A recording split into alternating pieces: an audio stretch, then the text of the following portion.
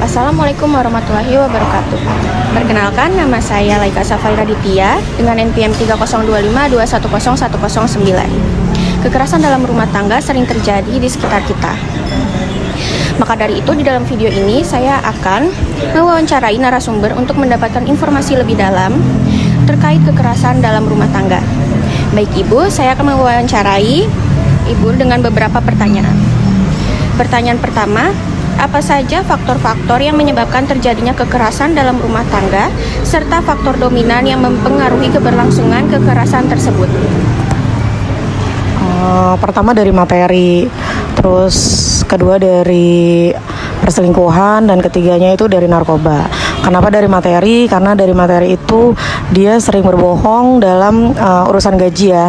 Setiap bulan dia harusnya gajinya dapatnya sekian, tapi sampai ke saya hanya sekian. Nah, terus kedua dari perselingkuhan, ternyata setelah berlangsung pernikahan beberapa tahun dia punya selingkuhan. Nah, itu nggak bisa ditoleransi. Yang ketiga yang lebih parah juga ada di narkoba.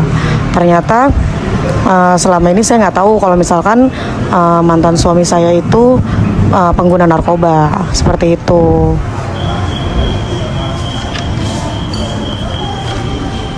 Baik Ibu, saya akan bertanya untuk pertanyaan kedua. Apa saja bentuk kekerasan yang dialami Ibu, serta bagaimana tingkat keparahan dan dampaknya terhadap kondisi fisik, psikologis, dan sosial Ibu? Kalau untuk dampak yang dialami dalam kekerasannya, pertama satu kekerasan verbal ya, dengan kata-kata yang mungkin menyakitkan. Nah, kedua juga enggak, karena di situ saya punya anak-anak yang masih kecil. Nah, harusnya sih kata-kata yang dia lontarkan ke saya itu nggak pantas aja gitu didengar oleh anak-anak saya. Nah, terus yang kedua mungkin dari fisik, muka saya memar, dan hidung saya kan sempat patah juga sebelumnya ya. Tapi itu udah recovery sekarang, udah sehat alhamdulillah.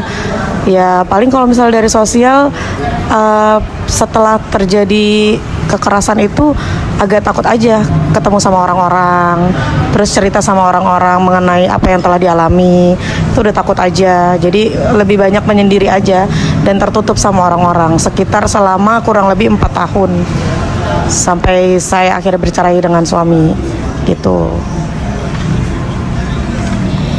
Baik Ibu, untuk pertanyaan yang ketiga, apa saja hambatan yang dihadapi Ibu dalam mengakses keadilan, baik dalam proses pelaporan maupun pencarian bantuan, serta bagaimana faktor sosial hukum dan psikologis mempengaruhi hambatan tersebut? Kalau untuk keadilan sih, alhamdulillah dibantu juga. Dari pihak keluarga saya dibantu untuk dapat keadilan tersebut. Terus dari sosial pun sudah otomatis akan membantu saya di lingkungan, terutama apalagi keluarga. Dari keluarga saya selalu membantu, terkecuali keluarga dia ya, yang mungkin masih menganggap kekerasan itu karena ada sesuatu yang memang saya alami juga, saya argumen juga. Karena kalau misalnya saya nggak membela diri, saya juga nggak bisa ngelindungin diri saya sama anak-anak. Kayak gitu aja sih. Terus kalau misalkan untuk dari hukumnya itu, pas saya pengajuan perceraian itu di pengadilan agama, alhamdulillah hakim tidak mempersulit.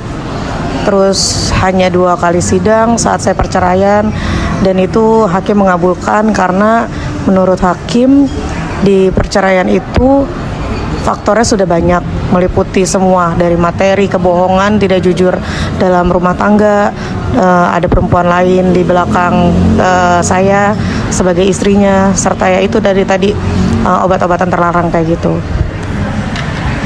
Baik, sekian wawancara dari saya, sangat bermanfaat sekali. Terima kasih sebelumnya Ibu sudah menjawab pertanyaan yang sudah saya berikan. Sekian dari saya. Wassalamualaikum warahmatullahi wabarakatuh.